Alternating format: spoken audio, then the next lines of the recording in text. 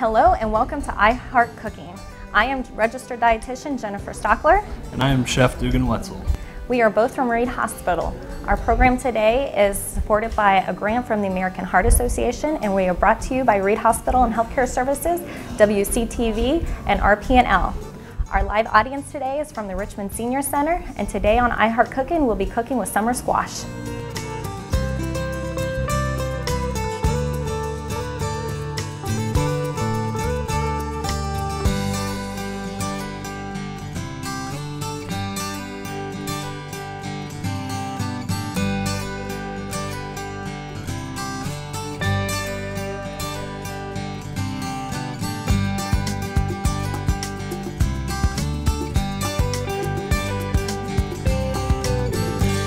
The very first thing we're going to be working with is actually zucchini. This is a very versatile squash, something that you can do baking, sauteing, cooking with.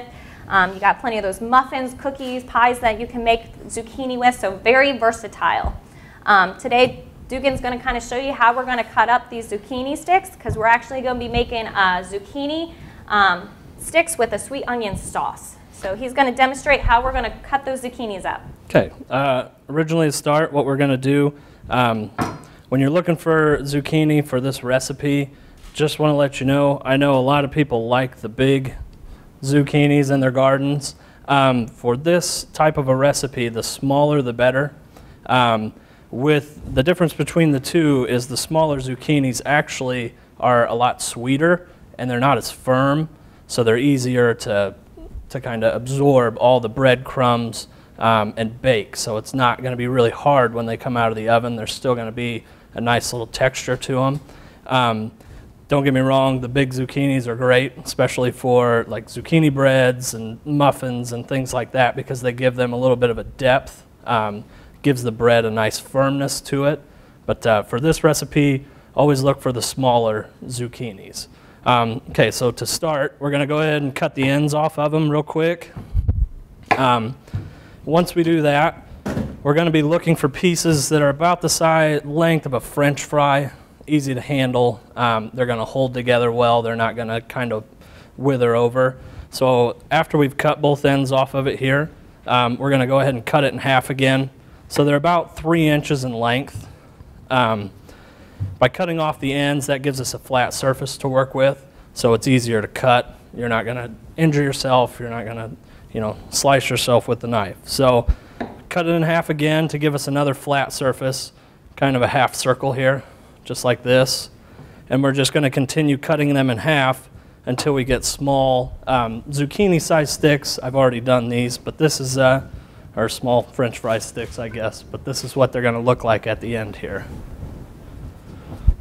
And while Dugan's cutting that up, one thing that we want to learn nutrition-wise about zucchini, they have a lot of water content, meaning very low in calories and very low in fat. So that's something that's definitely appealing if you're watching your weight. Also, they have a good source of potassium, vitamin C. You got your vitamin B vitamins in there as well, so it's a very healthy option. So that's something that we get that benefit from there.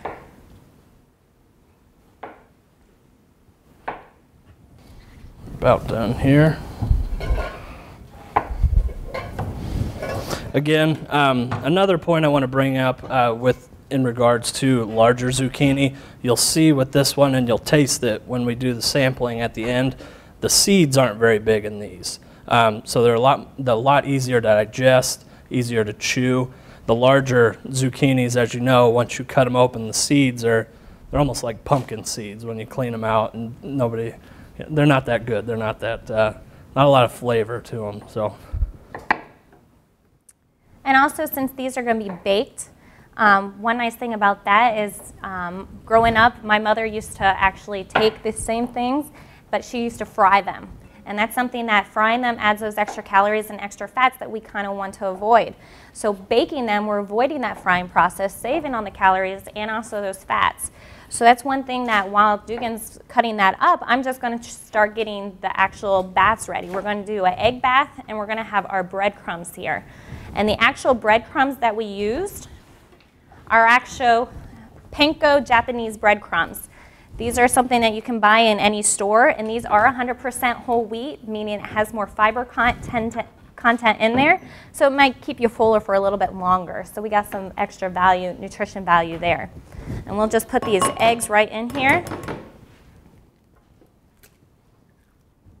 And then we're going to whisk up the eggs there. And also in the panko crumbs, we're actually going to put a little bit of Parmesan cheese in there as well. And we're actually going to put some seasonings in them.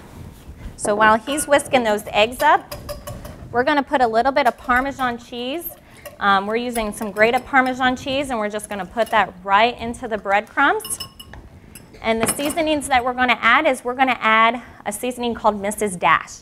This is something that is salt-free, and we don't, that way you don't have to worry about having extra salt content in there. And having the salt-free actually helps reduce with hypertension, water retention, and a lot of other heart-healthy things. So we're going to add those in there as well to give a little bit of flavor.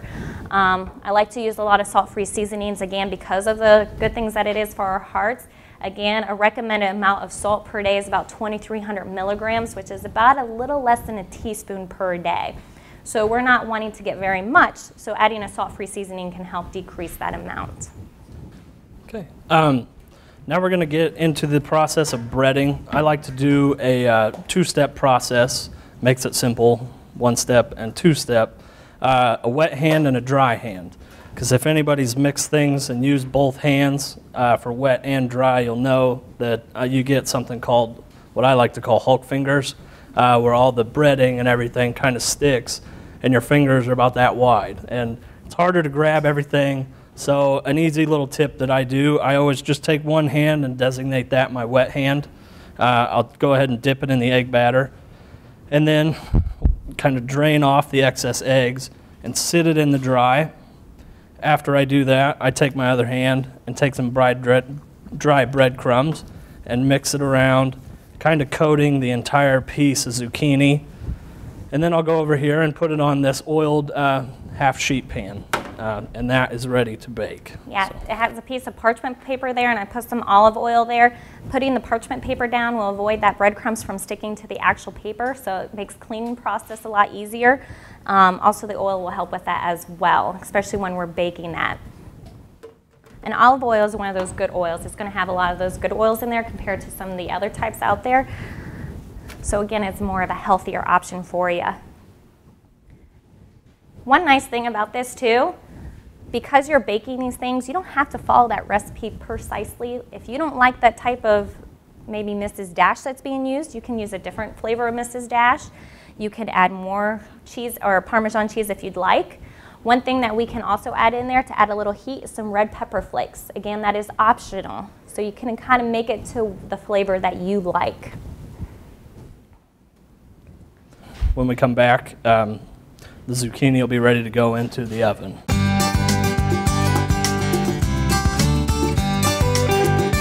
We are finished breading our zucchini sticks, and we're going to be ready to put them in the oven. We are putting them in the oven at 425 degrees, and first off, we're going to be baking them for about 10 to 12 minutes. After it's baked for about 10 to 12 minutes, we're going to pull them back out. We're going to actually flip them. That way it's being baked evenly on both sides. So we'll put these in the oven, and they'll be back out in about 10 minutes. While Jennifer's putting these in the oven, like she had mentioned earlier about adding different flavors with like the red pepper flakes to give it kind of a different contrast. Another option that you can do is using garlic. I know a lot of people like garlic. For this specific recipe, since we are cooking it at such a high temperature, I would recommend using a granulated garlic because if you use real garlic, it has a tendency to burn. And it will kind of give the zucchini sticks a little bit of a bitter flavor, whereas if you use the granulated garlic, it kind of blends in with the color of the brown that you see from the panko, and you still get the garlic flavor that you're looking for. So. Next, we're actually going to work on that sweet onion sauce that goes with those baked zucchini sticks. So the very first thing that Dugan here is going to do for you is he's going to actually demonstrate how to cut an onion up and dice it. Because we're actually going to dice these onions and caramelize them in a little bit of olive oil. Okay, when you're doing something like the caramelized onions for the sweet onion dip, you want to use a sweet onion. For this one, we're going to use just a simple red onion. It has a lot of moisture in it, a nice sweet flavor. To begin cutting this, what we're going to do is cut the top off of it to give us a nice flat surface to start with. Real simple, just straight down. So you see this part right here. It's very, very flat. No problem. That way it's not moving around on us when we're cutting it with the knife. The next step that we're going to do is go through the root end, just cut it in half, straight down again, so you're getting two pieces, and it looks kind of like the zucchini, like the half circle. We're going to peel the skin off of it really quick.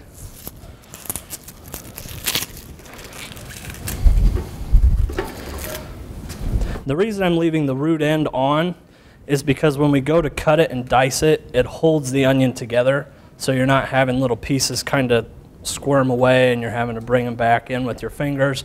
It's all there. It's all going to stay there. You're not going to have any issues with that.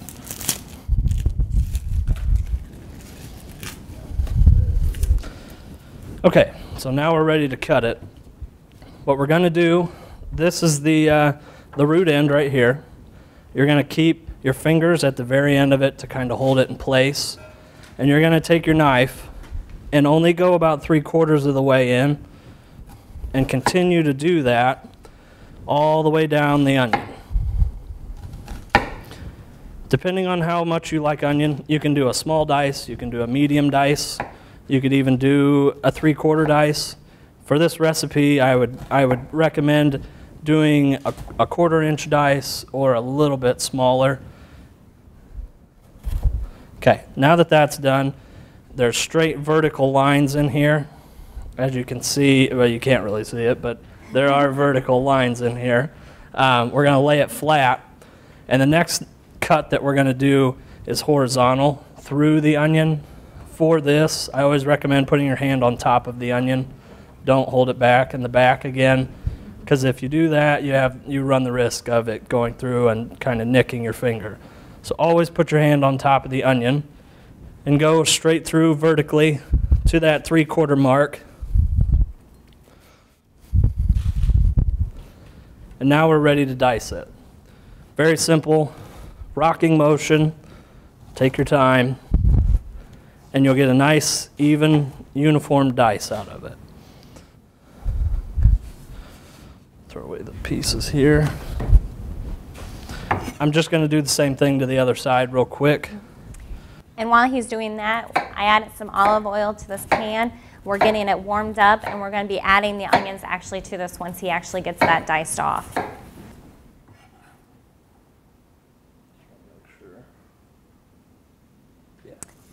What Dugan did right there is he added a couple of those onions in the oil. He wanted to make sure to see if it was actually warm enough and is going to start sauteing them, because if you don't have that oil warm when you start putting them in there, that can kind of not have the cooking process start as well. And you also don't want really high heat, because we don't want to cook this very fast and actually burn our onions. So it's not on high heat. I've got it about medium is what it's on. Jennifer's right. When you're cooking something to caramelize it, you don't want to do it quickly. You want to take some time with it. Onions like this, it takes about 20 to 25 minutes to really release all the moisture that's inside of the onion. What that essentially does by cooking it on the low heat, the moisture doesn't evaporate immediately like you would normally with your highs or your medium-high heats. So it kind of does a simmering effect with the onion, causing it to become soft. It just kind of cooks it a little slower. It allows the sugars and everything to give it a nice brown edge around the onions, so that you're not burning it. So we got about a medium-sized onion here that we actually cut up, put a little bit oil at the bottom, and we're going to let those cook about 20 minutes typically. And after they have actually caramelized for 20 minutes, a few other ingredients that we're going to add to this sweet onion sauce is we're going to actually add some garlic, so about a tablespoon to 2 tablespoons of garlic, again, depending on how much you like it. We're going to add some mustard, so we're going to add some prepared mustard there, about 2 tablespoons. And we're also going to do an apple cider vinegar as well. So after those actually get all combined, we're going to also add a cream. And that cream that we're going to add is actually a Greek yogurt. And it's going to be a plain Greek yogurt. You can use sour cream or other types of cream. The reason we are using Greek oat yogurt today is because it's reducing the amount of saturated fats that are in that product compared to some of the other creams. And again, that's going to help with heart disease because we want to make sure we're getting about 12 to 15 milligrams of saturated fats per day.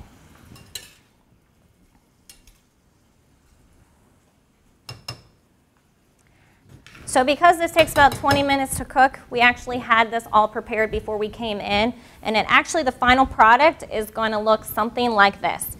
So it's going to be more of thicker consistency. Because once you add all the ingredients to that, you're going to actually put this in a blender and you're actually going to blend this together. So that way it kind of breaks up those onions a little bit more. And this is actually what you're going to dip your zucchini sticks in. We'll keep that off to the side so we can taste test that.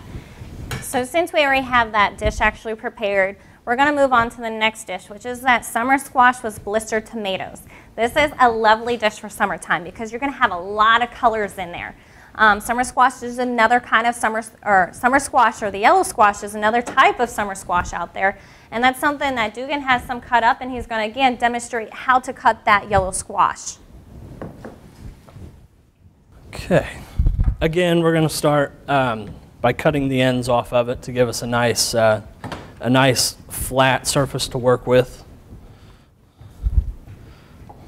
What I like to do after that is kind of cut it in half. That way, when you're cutting it down the middle, you're not having to start from all the way up here and hope that it doesn't move on you. It gives you a nice base, a nice steady base, firm, so it's not going to slide. It's very easy to cut through it. Okay, after this point right here where it becomes the half moon, like we had showed you with the zucchini, I'm going to cut it in half one more time, but I'm going to hold the pieces together like this here. It's actually, if you separate it. And then I'm going to do a 1/4 inch all the way through it. Just real simple, real easy, keeping your fingers away from the knife. And this is what it's going to look like. It's almost a 1/4 circle.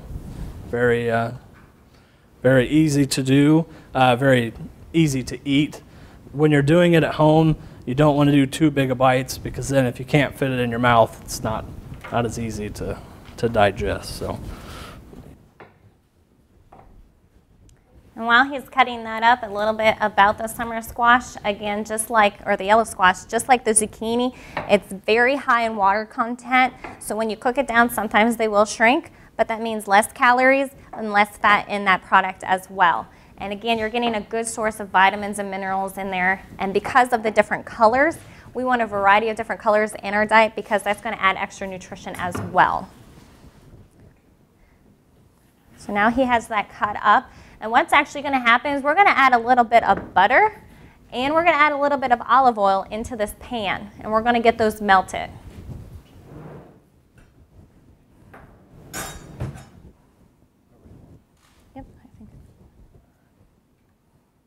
And we're also going to add about a tablespoon of olive oil to that. And after that gets melted down, that's when Dugan's going to put that yellow squash into the pan.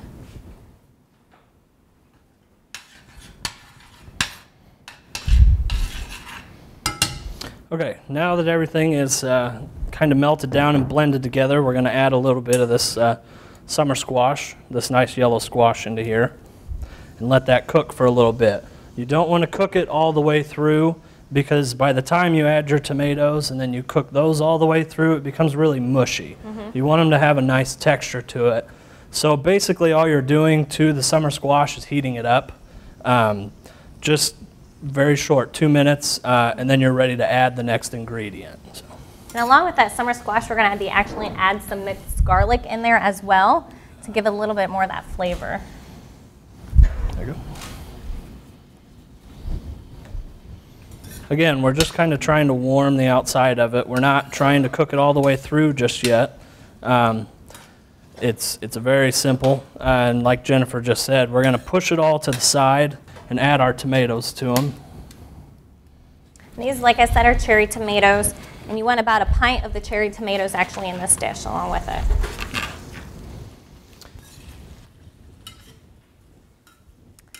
And when you're actually cooking these, we're going to get to that blistered tomato.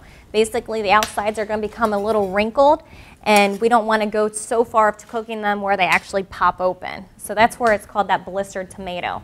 And for many of you that can see out in the audience and also viewers at home, you can see that this has a lovely color. Again, it's a summertime dish. It's one of those quick and easy side dishes you can make less than 30 minutes. Very colorful for you. So while those are actually cooking, we're actually going to add some thyme to this. This is actually an herb. And one great thing about adding herbs to our dishes is that they give the flavor without getting that extra sodium. So again, we're getting back to that heart healthy, making sure that we kind of reduce the amount of sodium in our diets, and we're going to add the flavors from the actually fresh herbs. And Dugan's actually going to demonstrate how you'll actually get those little leaves off the thyme. Yeah. It's very easy to work with, but it's kind of meticulous popping all these little leaves off of it. So a simple trick that I'll teach you to do today, you want to hold with your 2 fingers down here at the base where there aren't any leaves, just like this here. Tip it upside down and kind of pinch the stem. And then an easy process just to get all those leaves off of it is you go ahead and just slide down the stem really fast until there's nothing left on it. You can see that at home. It's taken it all off, and it's left it all in your hand. Very simple. Just go around. It gives, like Jennifer said, it gives an extra color to this dish. It gives it a nice springtime feel. The yellows, the greens, the reds. I really enjoy the colors of this dish. Yeah. I'm gonna do. And again, that smell from that fresh herbs is the aroma with the garlic. So not only is your kitchen going to smell good, but it's also going to be colorful in the same time. And that's something too that most of the dishes that you will see us prepare on this program, there's not going to be much salt that we add to it. We use other things in place of it. So one thing we can also add to this dish is a little bit of pepper to add a little bit of extra flavor. But we're not going to be adding that salt component.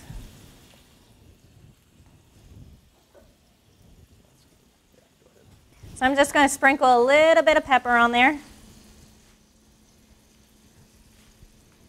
I don't want to do too much. We're adding the pepper to this dish because it gives it a nice balance from the butter and the oil. If you were to just use the butter and oil, you'd have a nice thick coating of butter on the tongue and the roof of your mouth. And the butter kind of helps, or the pepper kind of helps balance that a little bit so it's not so heavy. So I think I just. And while that's finishing, like Dugan said, he just heard the buzzer go off, so our baked zucchini sticks are done, and we're going to actually take those out here.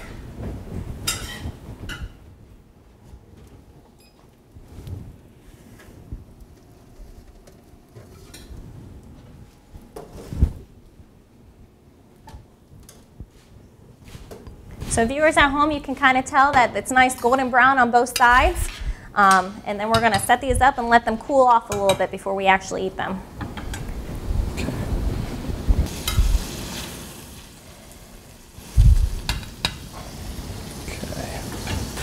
When you look at the dish, you'll notice when you're about done, the skins of the tomatoes will start to split and kind of open up just a little bit. It's releasing some of that pressure and all the liquid that's inside of it. So you know when you start seeing lines in the tomatoes that you're about done. Maybe 1 or 2 minutes longer and you'll be ready to go.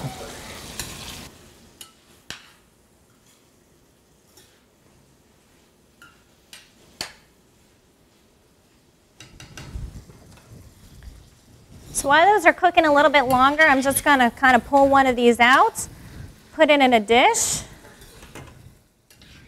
put a little sweet onion sauce on there, and this is actually what's going to be actually served.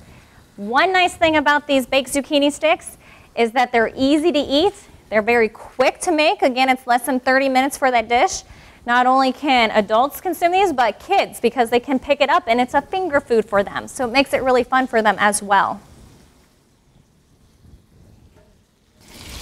All right, so now we're at the blistering stage. We're going to go ahead and turn off our heat and move the pan off of the burner itself.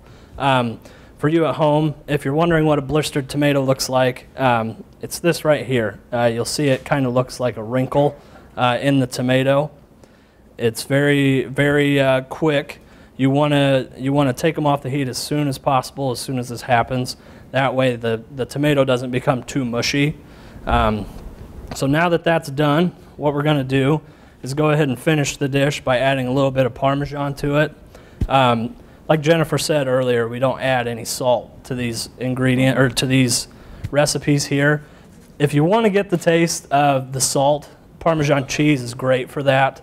What we're going to use in this dish is not a grated Parmesan cheese, but a shredded, and you can pick that up in any grocery store. The reason that we're using the shredded Parmesan cheese is because it'll melt, but it's going to hold everything together. It's going to act kind of like a glue to this recipe, keeping everything contained. Whereas if you were using a grated Parmesan, if you've used it on spaghetti or pasta dishes, you'll notice once you put it on, it kind of dissolves and goes away. You'll have the flavor of the Parmesan, but you can't see it. So with this, we'll just lightly put over the top.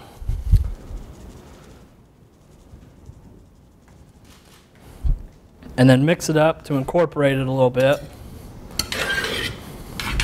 And what it'll do is it'll melt down into the squash and the tomatoes and kind of hold everything together.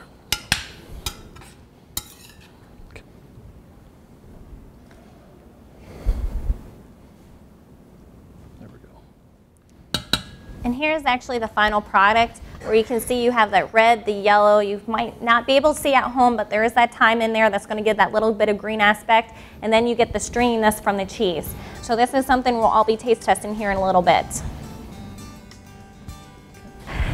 Thank you for tuning in to iHeart Cooking, a program that is funded by a grant from the American Heart Association. We hope that you take all the recipes that we made today and make them at home yourselves. For additional information about the recipes or anything heart healthy, you can always go to the American Heart Association website. Otherwise, we'll see you next month.